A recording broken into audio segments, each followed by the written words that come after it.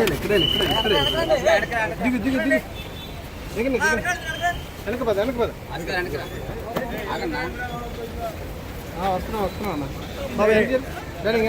మనోళ్ళు చూడు ఓకేనా అన్నా చూసుకో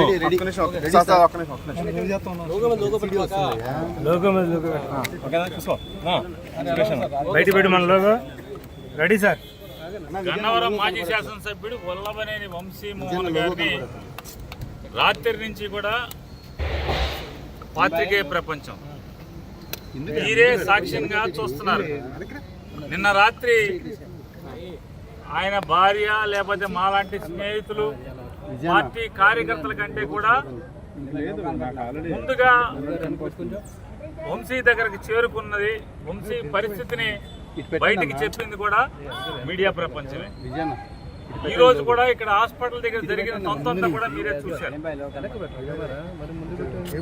నిన్న హాస్పిటల్లో రాత్రి 12ంటికి హాస్పిటల్లో 11:30-12ంటికి హాస్పిటల్లో అడ్మిట్ అయితే ఆ డాక్టర్ గారు నేను పొద్దున్నే అన్ని పారామీటర్స్ చూసి అప్పటికి తగ్గపోతే రిఫర్ చేస్తామని చెప్పి చెప్పినటువంటి డాక్టర్ ఉదయం 7 గంటలకే పోలీసు వారు మళ్ళీ వెళ్ళిపోయి నీకు బాగుంది రామని చెప్పని చేతులు పట్టుకుని నేర్చుకుని స్టేషన్కి తీసుకెళ్ళిపోయారు. స్టేషన్కి వెళ్ళిన తర్వాత మళ్ళీ 1 గంటకో గంటన్నరకో మళ్ళీ అతనికి వామిటింగ్స్ అవడం, ఏ రకంగా ప్రాణాల మీద ఇబ్బంది పడుతున్నటువంటి ఆక్సిజన్ అన్నకో లేకపోతే ఊపిరితిత్తులు ఆడకో ఇబ్బంది పడుతున్నటువంటి ఒక పేషెంట్ని ఈ రకంగా ఆయన చెప్తాడు. ఈ గవర్నమెంట్ హాస్పిటల్లో డాక్టర్లు కాగితం పెన్నులు లేదండి మా దగ్గర పెన్నులు ఇంకా అయిపోయింది, బయట మీకు నీరసంగా కనబడుతుంది, నీరసం తగ్గటానికి బయట మెడికల్ షాప్లో ఓఆర్ఎస్ ఎలక్ట్రాల్ పౌడర్ అని దొరుకుద్ది, ఓఆర్ఎస్ పైడి దారిలో జీప్ ఆపిచ్చి కొనుక్కుని వేసుకొని తాగండి సరిపోద్ది అని చెప్పి. అంటే విజయవాడ ఈ గవర్నమెంట్ హాస్పిటల్లో అంటే రాష్ట్ర రాజధానిలో ఉన్న ఈ హాస్పిటల్లో ప్రాణాల మీద ఒక మాజీ శాసనసభ్యుడిని ఇక్కడికి తీసుకొస్తే ఏంటయ్యా అంటే ఎలక్ట్రాల్ పౌడర్ దారిలో కొనుక్కోమని. వీళ్ళ దిక్కుమాలిన బొత్తుకి ఈ ప్రభుత్వానికి ఓఆర్ఎస్ ప్యాకెట్ కూడా ఇక్కడ లేదనమాట. కనీసం వాడు సప్లై చేయాలి కదా ఎదవా, ఓఆర్ఎస్ ప్యాకెట్ కొనుక్కోమని చెప్తాడు. ఇంత దిక్కుమాలినటువంటి దిగజార్చి ఈ హాస్పిటల్లో వైద్యం చేస్తున్న పరిస్థితి.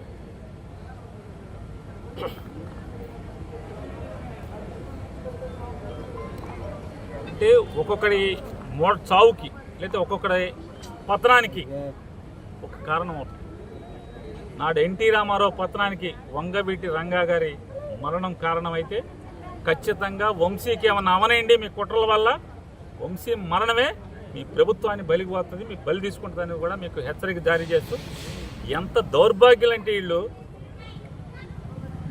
ఒకడిని మాజీ మంత్రిని ఒకరిని అరెస్ట్ చేసి తీసుకొస్తే ఒక నేరం మీద ఆడికి ఏముందో తెలియదు మనకి. అతనికి ఫైల్స్ ఉంది వెంటనే వచ్చేయాలి మాకు ప్రాణం పోతుంది. ఫైల్స్కి ప్రాణం పోతుంది ఏంటి? లబలబలు ఆడిపోయారు రాష్ట్రంలో ఉన్నటువంటి చంద్రబాబు దగ్గర నుంచి మొత్తం అంతా కూడా. ఫైల్స్కి తెచ్చి రమేష్ హాస్పిటల్లో వైద్యం కావాలంట. ఇతనికేమో ఊపిరాట్లేదు, ఊపిరితిత్తుల్లో సమస్య ఉందని చెప్పి చెప్పుకుంటా రోజు కోర్టు తీర్పు మీదకు రోజు రాత్రిపూట జైలు సెల్లులో ఆక్సిజన్ పెట్టుకునేటువంటి పరిస్థితి, సిపిఆప్ మిషన్ పెట్టుకుని అతను రోజులు గడుపుతున్న పరిస్థితి ఉంటే అంటే ఒక్కరోజు ఆ ఎవకో వీళ్ళ తరపున పనిచేస్తే మాత్రం ఫైల్స్ ఉన్నాయని చెప్పి ఎప్పుడు ఫైల్స్ ఆపరేషన్ చేయించుకుంటే ఫైల్స్ ఆపరేషన్ అయింది చచ్చిపోతాడు. ఫైల్స్ ఆపరేషన్ అయితే చచ్చిపోతాడు.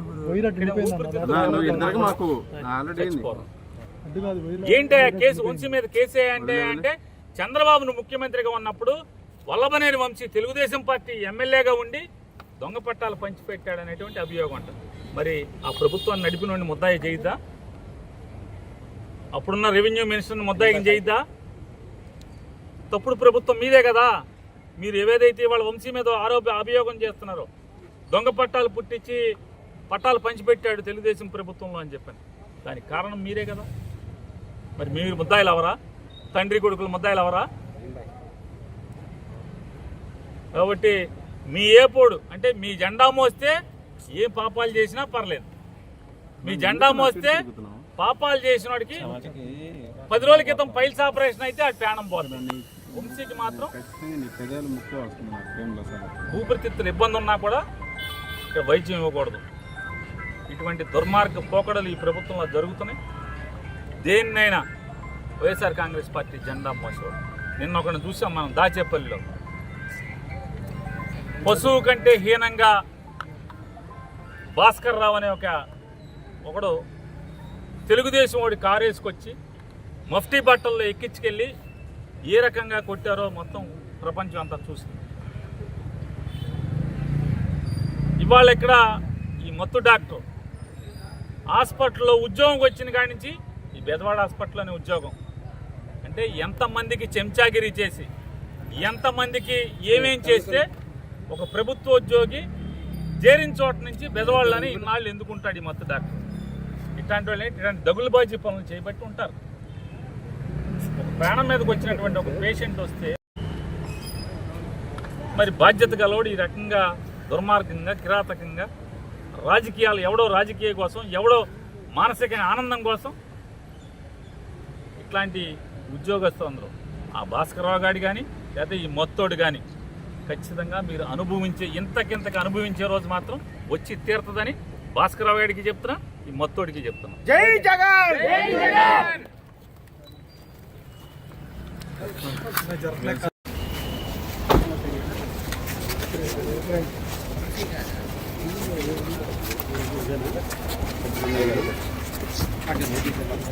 గేట్ ఉంది సరే తప్పను రైట్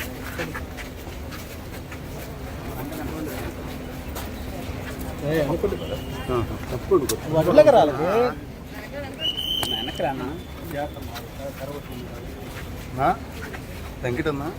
అన్న కొంచెం కెమెరా తీసుకో, జూమ్ వేసుకోండి అబ్బా.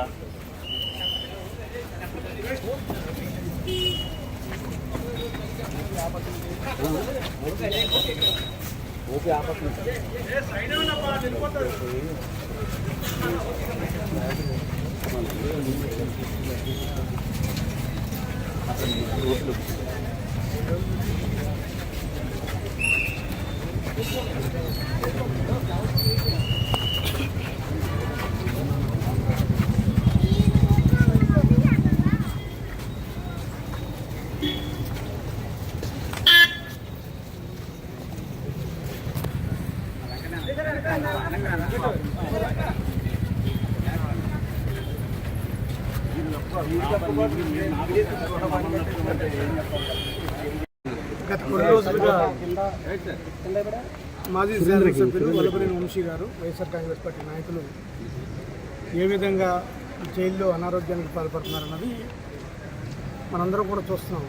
వివిధ ఛానల్స్ ద్వారా, ఆయన విజువల్స్ ద్వారా, ఆయన నడిచే విధానం ద్వారా ఆయన ఏ విధంగా అస్వస్థతకు గురయ్యారు, ఏ విధంగా బలహీనతకు గురయ్యారని మనం చూస్తున్నాం.